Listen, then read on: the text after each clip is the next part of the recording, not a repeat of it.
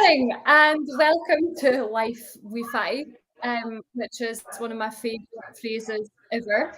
Um, Tonight I am going to be speaking to author, writer, there's such a thing, weaver, spot speaker, producer of news, journalist. She's got all the threes to her bow. I'm going to be speaking to Emma Grae. There's nothing more that I can say I knew that I'm just going to introduce Emma to the chat room. Please do leave any comments and say where you're watching from. Hello, Emma. How are you doing? I'm all right. How are you? I'm good. Tell us where you're coming for tonight. Brixton, literally next to Brixton Station in South London. Listen, so Emma is originally free up here, but how long have you been doing in London for?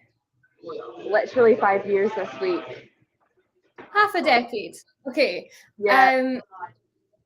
Do you find that there's a community of practice in London with like Scots writers and speakers and like what's it like? Because we've all been online for the last 2 years anyway. So what's it like in London? People are kind of fascinated by it. Like they're very interested in Scots words, especially English people. I've always found like a degree of like enthusiasm about it, which is nice. And yeah, there's like I don't really know many Scottish people down here. Like my old pal from Strathclyde Uni in Glasgow, we actually worked together for 4.5 years, and then we both left that job within like a month of each other. And we just stalk each other, don't we, through life. We followed each other from Glasgow. We met in 2011 and just followed each other for a decade. That's so sweet. So far you say originally? I'm from Clydebank, just outside Glasgow. Amazing. And you made there up until your early 20s? Yeah, I lived in Glasgow until I was 21, and then I moved to Dublin for a bit. I studied at Trinity College, and then I moved back to Glasgow. Unfortunately, anyone who like works in the arts will know that it's a bit of a fight to earn a living, and that was sort of why I had to leave. I tried to be an English teacher at a school in Glasgow, and it was an absolute shit show. It was awful. I couldn't control the kids. They were lovely, but it was actually the teachers that was the breaking point for me, not the kids. The kids were great. The teachers, on the other hand, I had problems with. So yeah, I left in 2016, and then in early 2017 moved down to London to work as a journalist. So, there's been a lot going on. Your career is multifaceted. I'm not sure if there's a Scots word for faceted. But what actually happened in order for you to come down to actually scriven this whole book? Because if you've worked in schools, you've studied different things, you've done a bit of producing for news, for the telly, like you're doing loads. And I think that like you keep everything very separate, which is really nice and clean, and I like that about you. But if it happened to really, really make you focus on scriving this book with a full-time job and everything else, how did that come about? So the book's really like it came out last year, but it was in. I started writing it in Dublin, but the initial parts of the book began when I was living in Glasgow. I used to work in a care home in Glasgow. I worked in a care home in Glasgow for over 2 years, so that was actually quite a long time from when I was 17 until I was nearly 20. That was my first job at school, and that really inspired the book. Lots of Scots speakers from all over. We had people from like far up north, obviously everybody, the bankies who were there, and yeah, I was there. I remember starting there, and then the nurse said to me, she was like, "Oh, so what do you want? What's your plan?" And I'm like, "I'm probably going to be a writer." And she's like, "You'll get a book here," and she was totally right. Because something like I've never forgot it. That's really sweet. And of course, experience of working in a care home as a folk singer, going into care homes with live music now, you always leave with some sort of story about the people that you meet and the residents, and they're always like wanting to tell you about their past and what they worked as and their lives. I know that there's so much personal things that went into this book. And the characters are kind of like an amalgam of loads of people that you have in life. But was there anybody at the care home that directly influenced any of the characters, like Kathy or Kate or Jean or whatever? Wait, Kathy's the next scene. There's no Kathy here. But like how did that come about? Like, I want to know, like, at what point were you like, okay, I'm just going to focus on this, and here's what the characters, that's how they come about? Yeah, so weirdly, the first Scots word I ever wrote was Mammy, which is hilarious, and that was back in 2011 when I first started working in the care home. And I wrote about it because it was a really sad experience at the time, and I couldn't really see the funny side of it, because it was just like, I was 17, everyone else was going out and getting hammered, and I had to deal with the dying, which just felt like I'd sort of got the short straw. It was a good straw in the long run, but at the time it was not fun. And I wrote about sort of this wee lady who I can't remember what she thought. Like, I think she thought either I was her mother. A few of them thought I was their mum because I had long dark hair, so they recognised me as being their mum. You know, some of them like thought they were little kids again and stuff like that. But yeah, after I left the care home, I started writing about it in more detail and wanted to like capture the stuff that I never made notes when I worked there really. But after I left, the stuff that I remembered was kind of like the most important stories. Like there was a library in Clydebank, Clydebank Library, and obviously Clydebank got bombed really badly during the Blitz, and the old librarian worked in the care home. She'll be long dead now because she was 92 at the time, and this was like 10 years ago. And she told me that she survived the Blitz because apparently she went out for a pee, and like the building got bombed, but she was out in the privy and she somehow survived. So that's actually in the first chapter of Mammy, because I thought, what are the odds of that happening? What are the odds of me finding out about it? And she was great. Her name was Annie. She was cute. She had loads to say. She was really nice. And yeah, there was loads of people like her who just had insane stories. Like there was another guy who he was a paratrooper during World War II, and he damaged his arm. He was Polish actually, but I don't know how he ended up in a Glasgow care home, but he did. And I was taking him to breakfast one morning, and he wanted to show me his arm because it was still broken from World War II. Like he'd been damaged for life by it. And I remember he just tells me that, and I'm like, this is insane, but also a really rich experience to have. And all of those stories kind of combined and formed Jeannie. Like Jeannie's a combination of lots of old people. When I lived in Ireland, I lived with a lady called Betty because I couldn't really afford to stay in Ireland's crazy expensive. It's more expensive. Like I think Glasgow's about the same price as London. It's gotten a lot more expensive over the years. But she used to tell me loads of really, really funny stories about her life, about how when they went to Lourdes, they would get vodka back by pretending it was holy water because no one at the airport security would check and stuff like that. Like, so yeah, a lot of Betty's stories made it to the book as well, and they all kind of informed Jeannie, who was also my gran. So, of course, just last year, the Scots Language Centre commissioned Bathos to create new bodies of work working in Scots. You were mere part of the style guide. I wasn't doing anything to do with that. But you scrived a novella. And I mean, that's a great, the Scots Language Centre are continually doing amazing things to support creatives and writers of all kind of walks of life or whatever, different backgrounds, different art forms. What came of that? Is it fully out? Can we find it on the Scots Language Centre website?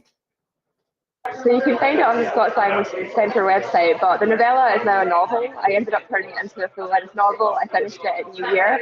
I've gotten a little bit of interest so far, so I've got to get it to a publisher next week, which is fun. So I'm trying to get the second draft done as quickly as possible. But yeah, it started as a novella, but this always happens to me. I say it's not that long, and then it ends up becoming a novel, because Mammy was initially a novella, so I didn't think I had it in me to write a novel, and then I did. And it's basically a young adult novel, and it's about this woman's sort of fight to speak in Scots, and you're going to get to meet her as a teenager, and you're going to get to meet her in the second book as an adult. So it says a lot about Scots language and the classism that sort of surrounds that, because I don't have the strongest Scottish accent in the world anymore. I can still speak Scots when I want to. It's just people don't understand me. I lived in Dublin. I kind of got like a mixed accent, but I remember when I was like 12, I had like only spoke Scots, and then I went to school in a posher part of Glasgow, and it was almost seen as like a bad thing, like how I spoke, or a scary thing. But I kind of used it to my advantage, and I sort of wanted to write about what it was like to be like one of the only Scots speakers in the school where everyone else spoke comparatively posh. And this is something that you scribed about in newspapers, like the national articles that you've written about the way that specifically women are treated, especially more online, for the way that they speak or write or decide to publish work.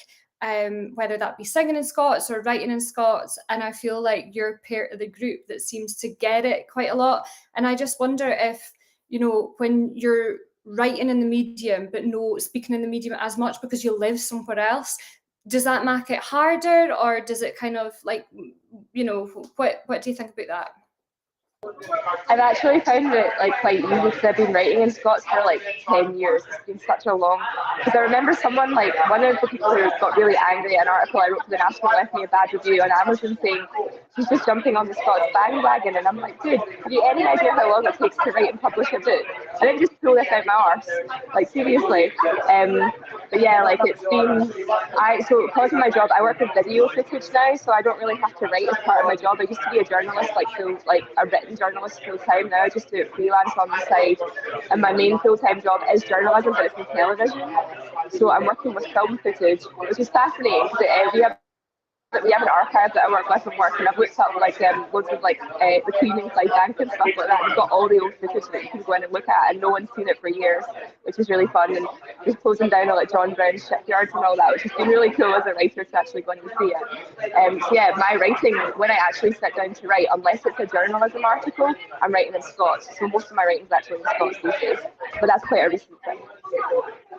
Yeah, that's a huge sad thing to hear about, you know, someone saying, oh, she's just jumping on the bandwagon, as if like there is a clique or a community of practice that you can't get into. I think that's really sad, especially when, you know, when you actually write a novel or make an album, it's no just an overnight thing. Like you commit years and years of your life to doing something.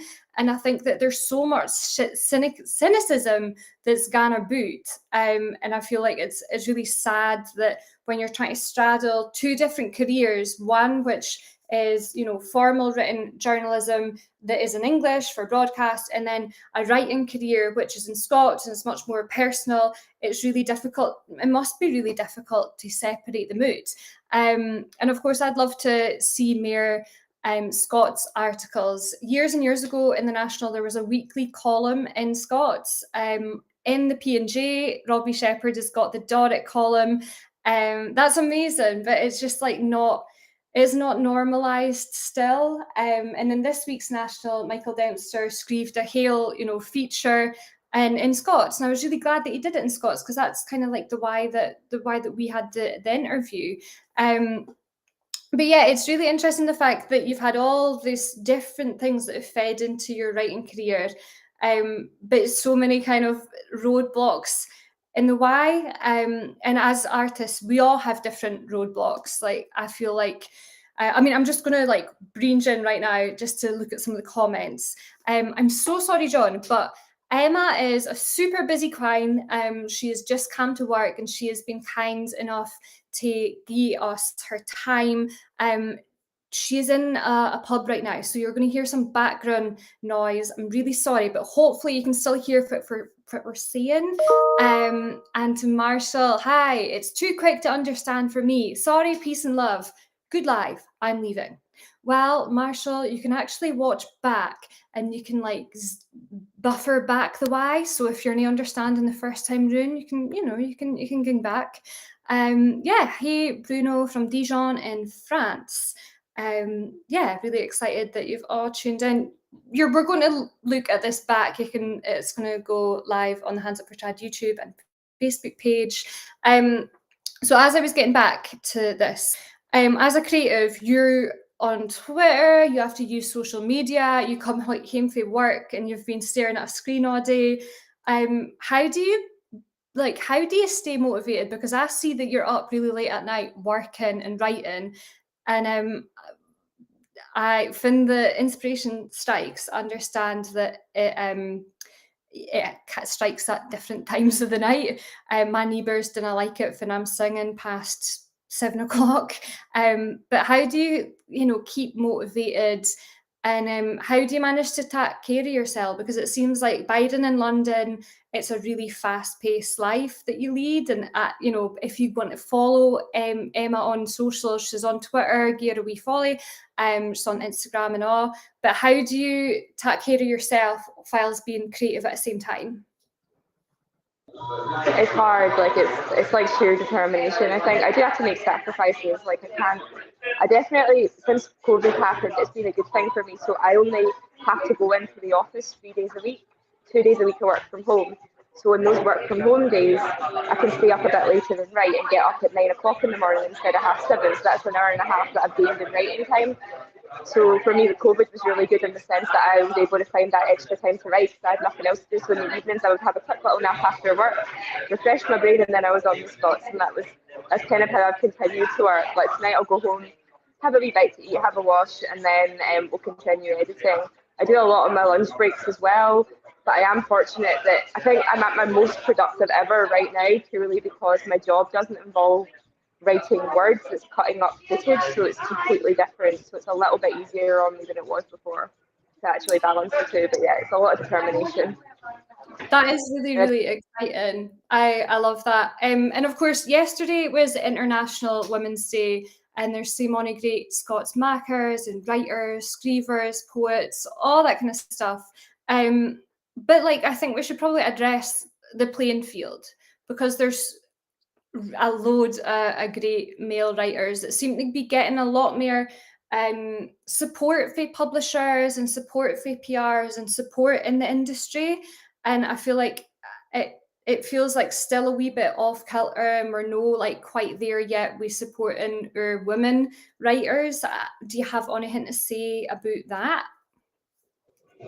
So my first publisher was English, which was weird, but they were a big publisher, so it meant I was able to get the book out there. I mean, I drove them insane because my book's written in 4 different Scots voices. So obviously, like, I can like Viability with the best of them, but I can also speak fairly standard English. And I wanted to explore that. They used to Scots across the generations, which was a hard sell, even though the book worked. So I'm going for just Scottish publishers now, but I've only been on submission now for like 3 weeks. So it's been quite early days with a second book. I've already had like a lot of like good signs about the next book getting taken. But I do think that there aren't many women that write novels in Scots. So I guess I kind of like I've got uniqueness to my credit. As long as the book reads half decent, nobody else is really doing what I'm doing. But yeah, there should be more women doing it, and I hope that I can encourage other women to do it, because I also understand that it's hard, especially with the trolling online. Like, it's been a while since I've had any really bad trolling, but back in October, like, someone tweeted Strathclyde Police about me, and I'm sitting in an office in central London, and I'm like, this is really funny, actually. Luckily, I could see the funny side of it, but like, it's funny, but it's also serious. I mean, Lenny really gets it basically every single day. I'm like the occasional target of a pile-on for it every day for her, and she's obviously like, she's a lot younger than me. She's at uni still. Like, I just think it's difficult, and it will put people off, I think, getting involved, because there's this like complete politicization of Scots. Like, I think I'm now willing to sort of express an opinion on politics, but I'm also like, I've not lived in Scotland for 5 years, so I don't really have a huge opinion.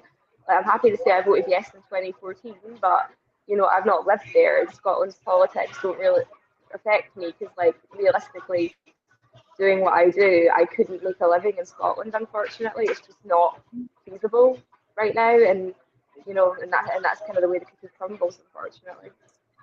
I think that's so, and there's so many things that we've like touched on there, but a big part of that is the politics. So like, we can all agree that Scots as a language and Gaelic as a language shouldn't be politicised, but it should be on the political agenda. And of course, next week, that's next Wednesday, the 16th of March, I'm going to be speaking to Jack Capner, who was one of the co-founders, the first founder of Ur Vice, which is the Campaign for a Scots Language Act. So tune in next week at 7 o'clock. But yeah, just recently, for those of us living in Scotland, we've had the census. I'm not sure if the Scots question was in the census for Folk Biden in England or Wales. I think it's a shame, because maybe it actually should be, and we should hear the Welsh question as well, because there's loads of Welsh speakers that bide in Scotland, and likewise there's loads of Scots speakers that bide in England. But right now the census is going out, and the question has incited rage online. You know, the bandwagon is just, you know, people have been raging that there's a question about Scots. Other folk have been raging that the question is a binary yes or no, 1 or 0 question, as opposed to a do you speak, understand, write, screeve. But I'm interested to know how Moni Fyfe could probably answer that. And of course, you're a bit of an anomaly because you're doing there, but what do you think about the census? What have you got any ideas about it? Any thoughts? No, I think it's great. I'm just going to quickly disconnect my Bluetooth. Okay, so we've lost Emma. She's gone haywire. She'll be back on a second, but I'm just going to read through some of the comments that we've seen already. So Wall Henderson, your lucidity itself, dinna be discouraged. Your one wisdoms are so heartening to hear. I agree that about Emma. Really, really like the juggling 2-3 different careers is amazing. John Barron says, I can hear you loud and clear. Cool. That is ridiculous. Your neighbours can't be very understanding. If I lived next door to you, I'd cut a hole in the wall to let it sound your voice through. All right, you're speaking about me. To be honest, like I don't think I'd want to hear myself at 2 a.m. either. Emma is back. So we're talking about the census. It's all good. We're talking about the census and the politicisation of Scots. I think it's really sad that people think that a language should be tied to a political party. I think that's really, really ridiculous. I've seen comments that have been saying, "Oh, this is a language made up by a specific party," and then you give them the James Hogg, you give them Walter Scott and Robbie Burns and Violet Jacob, and like people who were actually unionists themselves. And you say, no, Scots is for everyone of every political persuasion. And I think that should be kept up. I'm just wondering, not Biden in Scotland, what your thoughts are on legislation about Scots. No, I think we need more of it. And I think, like you said, it should be an option outside of Scotland to kind of recognise that, because for a lot of people, it's an important part of their cultural identity. Because I actually became more aware of my cultural identity when I lived in Ireland. Like, I became a lot more aware of being Scottish when I wasn't there. So now it's even, for a lot of people that live like down south like me, it's a really important thing that connects them to where they're from. And I think that, unfortunately, with the cost of living crisis and stuff like that, people are having to make more difficult decisions about their careers and stuff in terms of like what they do going forward. And these things really tie them to their home. So I think they should be able to do it. But it's difficult, it's just difficult because a lot of people will read my book and they'll be, if they're English, sometimes some of them don't know if it's in a language or not, so they don't say, which is what I prefer. Or there's some people who are like, oh yeah, that's a dialect, and I just get really offended at this stage. And I know I'm being a twat. I'm aware that I'm being a twat because they don't know that it's a language, but it's kind of like a discussion that I can't be bothered having with people if they're not willing to sort of listen. So I think that it should be protected. It should also be. I think it would be great if we could get to a point where if they taught it in schools or encourage kids to for example, when they're answering exam questions, they don't necessarily have to answer in English if it's easier for them to answer in Scots, because for a lot of kids that would encourage them. I know someone I was involved in teaching for about 6 months. This was admittedly 6 years ago, but I think the kids would have been a lot more engaged if they'd had the chance to speak and write in Scots. And in my second stroke third book, one of the characters is a teacher, and I want to have her, instead of the kids having to learn Shakespeare, which isn't going to engage a 12-year-old, I don't care how exciting you make it, why don't you have the kids try and write it in Scots or something like that? Think of a way to bring it to their level and have them engage with that part of their identity. But I'm aware that you're kind of fighting a battle. Although Scots is popular in literature, and although you've seen the success of things like Still Game, you've got the Young Team and stuff like that, it is still very much entrenched in working class culture. And there is this assumption that if you identify as a Scots speaker, that you're somehow less educated or you're somehow less intelligent or whatever. And that's it's not great, is it? Yeah, definitely. That is such a great observation. So much of the media that we consume, and of course books and whatever, if it is in Scots, it will tend to be quite gritty. Onyhin that, I love Martin Compson, but Onyhin that he's speaking Scots in, it's usually to do with the underworld or a working class teen in Glasgow, the things like The Nest and all that. All the media that we hear is quite working class, but also quite comedic. And that's nae useful for moving the language forward. It's great, but it's nae conducive to developing it further in different situations. One book that I read when it came out and I found it really funny, was A Glasgow Kiss by Sophie Gravia. And it's written in English, completely in English, apart from when the character is saying inner thoughts, and sometimes in dialogue. So I found it really interesting that the way that she writes down the Scots is very phonetic. It's evident that, you know, Sophie, even though she's from Lanarkshire, didn't have literacy in Scots, but the way that she put across some of the book was quite interesting, in the fact that it's slid from English to Scots, and that's the continuum, and that's great. But the narration, the narrative was in English, and then the characters' thoughts and some of the dialogue was in Scots, but not a very established kind of consistent way of writing. And part of what we both taken part in last year was the Scots Language Centre's literacy project. What did you gain for that? Was it interesting? Oh, we've got a wee comment before you answer that for Hugh Griffith. I hope that I said that right. More power to you. I'm a bilingual Welshman. Ah, diolch. So yeah, what do you think about the project that the Scots Language Centre held last year? Because you were more involved with it than I was. No, it was great. It was really informative. It was really nice to think about writing Scots and encouraging people to write in it, because before that, actually it was kind of during, like, well, I'd already been invited on the project and my book was about to come out, and I'd given my book to another Scottish author asking for a cover quote, and she outright refused because it was in Scots. She said she'd only agreed to read it because she thought the dialogue would be in Scots and not the entire thing. And she was like, I can't read it. And I'm like, you're literally from Scotland and you can't understand my book. I was like, and then I was like, am I being a twat for being, I was like, right, she just like hate this. Like, it wasn't even that she, I think it was almost like, and then I looked at her reviews. I won't name her, but I looked at her reviews, and she'd written a book that was set in a working class part of Scotland, and someone had rightfully commented saying, this book is set in the most working class part of Scotland. None of the people there talk like how you've written them. None of them. Like, this is not accurate. And I'm like, did I accidentally like strike a nerve with my book, because mine was at least accurate in how it portrayed the people. And even like, so I've got the audiobook of Shuggie Bain, and I'm aware that like me and Douglas Stewart's books are kind of similar in the sense that they're both about mothers. Like, they're big parts of it.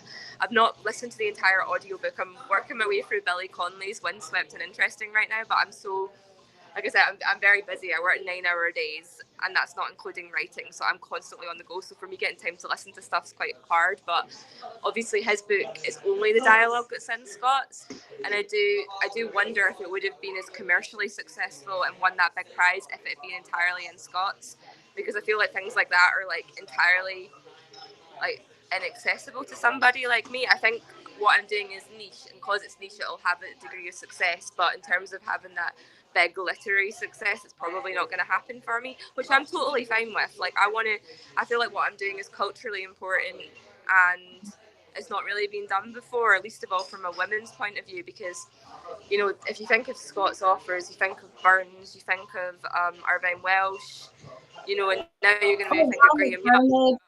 But, you know, I think a lot of Val's crime writing, which definitely is in English. I'm not sure about some of the dialogue. I presume some of the dialogue might be in dialect and in the Scots language, but I'm not sure to what extent, from phonetics to actual words. But you're right. I think that you have so much integrity by the bucket foo in order to think that, okay, what I'm doing isn't going to be commercially hugely successful, but it's culturally relevant and important to a specific community of practice. And I say the word community of practice, I go on about this all the time, because I do feel like it is a specific community of practice that's interested in this. But I feel like Shuggie Bain winning that huge prize, it's kind of opened a few wee doors to people going, oh, what is this language? Yeah, I'm that it changes the narrative slightly, and things like Mammy, they couldn't sell the audiobook rights for my book. I have them. I would love it if someone would take them, but it's just seen as too niche. Like, oh, because it's for women, you need 4 Scots speaking women to do it. and it's just sort of like traditional publishers are like, oh, no one's going to be interested in that. And I'm like, it's such a shame, because I've had so many people, especially older people who are maybe who can't read because their sight's not that great, who would like the story, and it's currently inaccessible because of that, which is really frustrating. So I think Shuggie Bain has definitely helped to change the narrative, but not entirely. Like, I think it sort of set the bar, which I was expected to follow, which was dialogue in Scots and narrative in English. But weirdly, Mammy actually started out with only Granny in Scots, and even then it wasn't fully in Scots. It was actually a later decision to rewrite Isla's chapters and Marie's chapters as Scots. I didn't do that until I got my feedback from my editor, and she was the one that was like, "This is going to take you a lot of work if you're prepared to do it, but I think you'll get a better book." And I think at that point that woman had refused me a cover quote, and I was like, you know what? It was like, out of spite, I'm going to make this book so Scottish it's like offensive. And it was a stroke of genius, because a lot of people noticed that like the characters use different types of Scots depending on, you know, their age and social class, but it's still so like trying to introduce it to people who aren't Scottish is difficult, because I'm currently doing like a writing workshop. Like, I did a master's like years ago in writing, but I wanted to get more feedback, and there was a guy on the course, and he read the start of my second book. He was so annoyed by it. He was angry. He's like, "Why would you do this?" That was literally the vibe that I got from him, and I was like, you might say, "Why would I do this?" But I published a book and you haven't, so shut up. It's mental. I mean, you have a really, really great cover quote for Dr. Michael Dempster, a smashing story with a strong Scots voice. I think it's such a shame, and there's so many barriers that is continually propping up. But of course, I think with music as well, there is integrity versus commercial viability. And with folk music, there's things like the folk music charts now, which never existed a couple year back.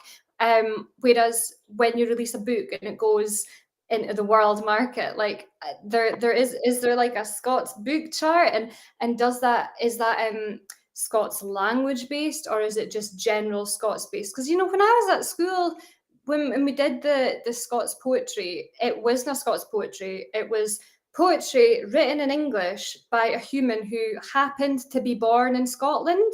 That was it. But then it was called Scots poetry. Yeah, maybe I'm just like thinking back to being a teacher.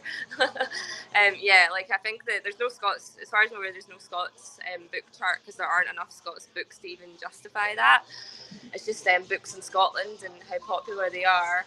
But I think like, I am in South London, and one of the reasons I like South London is because David Bowie's from here, and Michael Dempster has a series on like Scots language, and he rightfully pointed out that David Bowie started singing in his like natural South London accent. That was all of his early songs were in that accent, and there was this sort of sense of like real integrity that ran through his work, because although there was times in his career where he was commercially successful, he never went out with the aim of being commercially successful.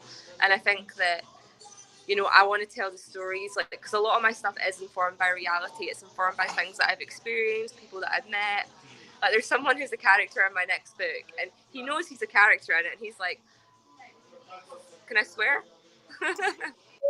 I would maybe tone the swearing down just a wee bit. He was a bit like, really, like, and I was like, "Yeah, well, you know, I feel like you have an interesting story, so sorry." And he's like, "I accepted that this might happen."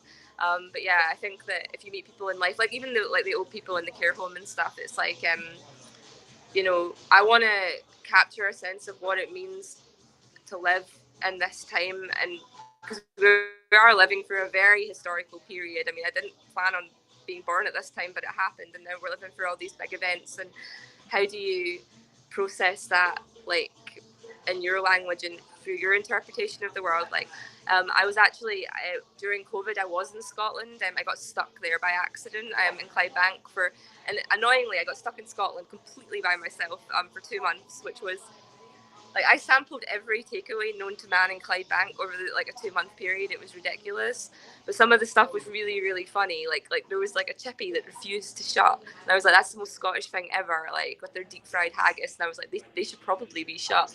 But it was quite funny to sort of see like, they had like Neds with face masks on doing wheelies down the street that I was stuck in, which was really funny.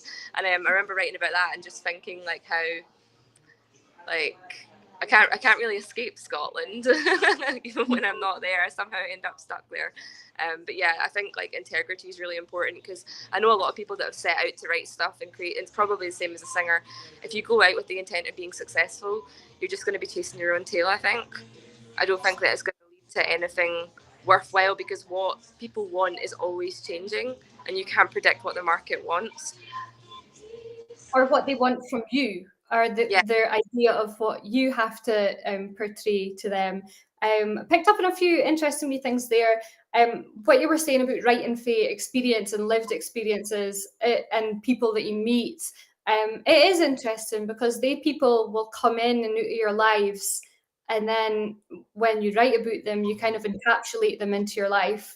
And recently, I don't know, like I had somebody brach off with me and was like, "Oh, at least you'll have something to write a new album about." I was like, "What?"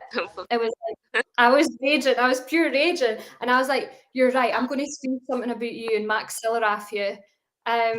But like that, I don't think that's a cynical thing. I think that writing for experience is actually really heartfelt.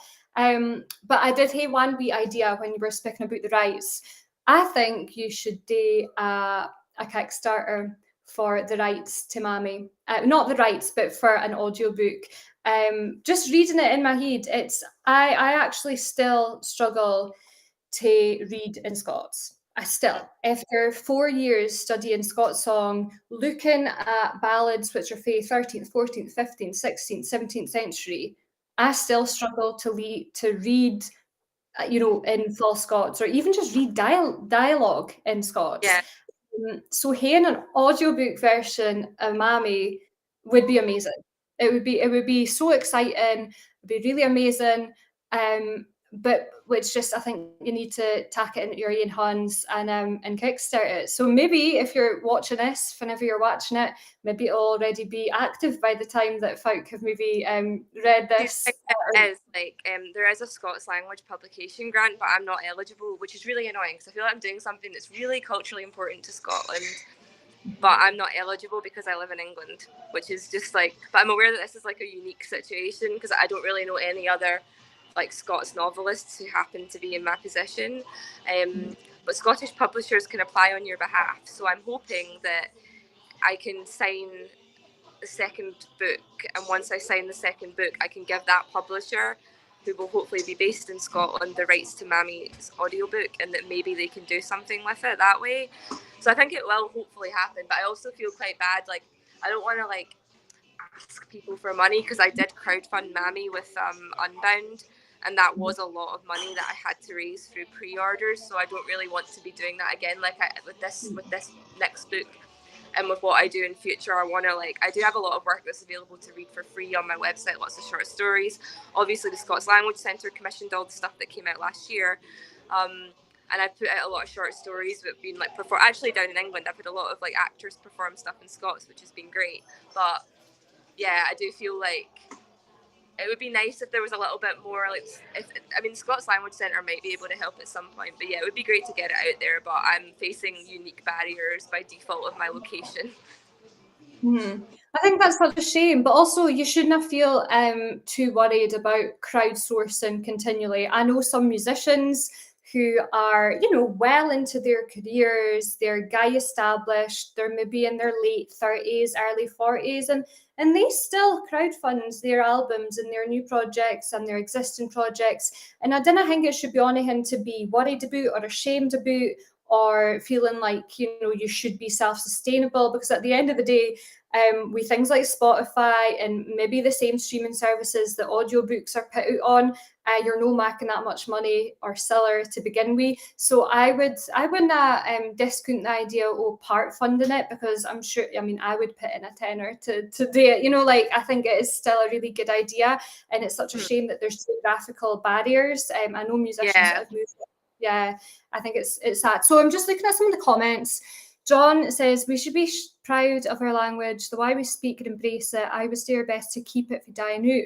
Nothing worse than some type of vocal snobbery. I agree. And the weird thing is see, when I speak in Scots, somebody will call me a Ned, And then when I speak in English, somebody will call me a middle class Glasgow uni proverbial. So like I can't actually get it right. Like I can't, nobody's happy. Like I can't please nobody. And I feel like that is the continuation. It's continually a thing. Like, you know, it's so strange. Like I'm neither any of them. Like I'm neither at either side.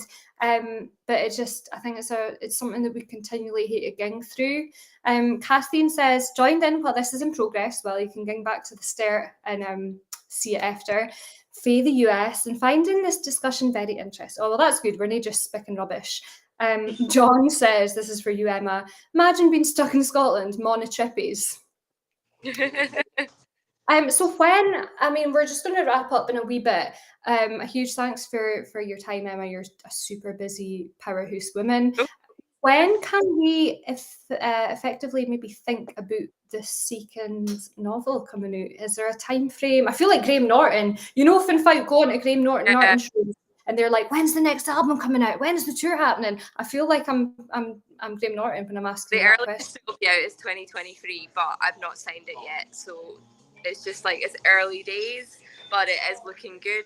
But like the book is written, like it's there. I'm editing it right now. It's going to be in decent enough shape next week. I just want a Scottish publisher that can really champion it in a way that the one that I had for the first book couldn't, and I'm hoping that they can open doors that weren't open to me the first time round. When it comes to things like audiobook rights and like potentially like adapting it even for like film, I would love it if one of my books got made into a film, because I really want. So my second book deals with Glaswegian emo culture in the early 2000s. It's like partially set in the Cat House, which is such a like throwback for so many people, and I feel like so many people would love it because it was such a specific time in people's lives, especially when like social media profiles were so much more carefully curated, because you were literally like a coder to like be able to make up your Bebo and your Pixel and stuff. So yeah, it'd be great if, like, I think Mammy would make a great film as well. Like it would be like the ultimate dream to have one of the stories like turned into a film, but I don't think it'll happen, but you never know. I mean, at this rate, like things go years and years and years, and then it gets randomly picked up. Like success isn't linear; it's very all over the place. I think that's super, super interesting. And of course, like the catty thing, I've never been to Cat House in Glasgow. I've never hung out at the Four Corners. I've never been a goth at the Goma. Folk that are listening from abroad have no clue. It was borders now. There's some comments. It's good to hear folks standing up for their language. Scotland, a language. Say al. It is time in history. Yeah, enjoyed listening, ladies. Thank you. Yeah, I mean, hopefully 2023 comes along really quickly and you get that publisher that you win. Right now, the book, Be Good to Your Mammy, is on its second print and you can get it for Amazon. I mean, I can't believe that the whole first edition is gone and done and it's onto the second version of it now. That's really, really exciting. So you can get it on Amazon or for Unbounder.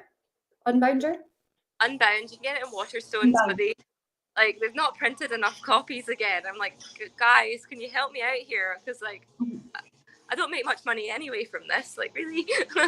But yeah, hopefully they can get their and in the meantime, I am posting Scots poems on Twitter when I get a chance to do it. I would like to I've got a couple of drafts of Scots short stories that I'll be putting out for free this year. It would be nice to get some performed. There's a place in London called Liars League, which are fantastic, and they have a Scots actress. She's performed quite a few of my stories now, so they're all really good, and they kind of keep things tiding over, because obviously novels don't just appear overnight, they do take years. That is really, really exciting. And it's when you mentioned earlier that, you know, you found it not easier, but you found that there was more opportunities for you to work in London. It's almost like the opposite for musicians and like actors and all that. They find it really difficult to make it in London, whereas you've really found your place and you've continued to tap into your own, not tradition, but your own culture up here. One last thing that I kind of wanted to ask was, I guess, as a woman who has a business, because this is a business, and being a musician is being a business yourself, you know, whether you are a solo musician or you hire session musicians to play with you, you are really running a business effectively. You are the brand, you're the business, people tap into you, you know, you've got your Twitter, your Instagram, your social media, and I think a Twitch as well, where you do. It's just one. How do you, would you say you're a businesswoman? I would say you are, 100%. To an extent, yeah, but it's not. It's more like a passion project, like in terms of like it's not a sustainable. I see a lot of people like say online, like, oh, like, you know, you can't make money as a writer, and I'm like, you can, but you have to be creative about it. Like, especially if you're doing something like Scots, like it's not gonna, like if I'm brutally honest, I've not been paid for Mammy yet. I've not received a penny for it yet. I'll receive money next month. It's probably not going to be. I have cheap rent for London. I'm very fortunate. I've got a really nice house and it's not that expensive. The amount of money I've made for that book will not cover 1 month's rent, basically. Like, that's the reality of it. It's very much small change. The Scots Language Centre were great. They helped. They paid us all really well, which was great. I do make money from articles, but it's not. It's like a side hustle. It's not, unfortunately, going to ever be my main job, which is a shame, but it is a business. I think it's more like, though, it's more like about standing up for something, and you have to really, really believe in what you're doing and not do it for money. If you do it for money, like, do something else. That would be my advice. Thank you so much for being so brutally honest and transparent. No worries. I think a lot of the time when we see I don't know how the literary world works. So when I see a book that's constantly, you know, spoke about, I think, wow, they must be making something. But it turns out you're not. That's very disheartening. But that's the way it is with music and with streaming right now. It's just almost impossible. So having a portfolio career as you do is really, really amazing, and it's like a good effort for yourself. Constantly been working. I've got a couple more comments just before we kind of wrap up for the night. John Barnes says, went to see Clayton Troop at a cat house supporting some group called Pearl Jam. Okay. Will Henderson says, as Matthew Fit, Top Gadgy, said, there's a humour and expressiveness in Scots that I was wins through. I agree. It's like a huge colour palette. And if you're writing songs in Scots or writing poems in Scots, if you want a like hybridization between English and Scots, you just have 2 colour palettes to use instead of the one. Good to see Emma doing something because she loves it. I agree. I think, yeah. And it's difficult because sometimes when, you know, the nights are long and you're exhausted and you're burnt out, you forget why you're doing stuff, and then there's something that happens, you're like, oh, this is why I love this, and you have that light bulb moment. I don't know if you empathize with that, but sometimes I feel like that. Yeah, like I think it's nice to sort of like look back on what you've done and be proud of it and feel like you've put something into the world that wouldn't have otherwise existed and captured a sense of whatever, even if it's not particularly like important or successful. Like my great grandfather wrote in Scots as well, and like, you know, I was able to bring that back to life, which was really cool. So his poem's actually in the piece that's on the Scots Language Centre website, so you can read it for free.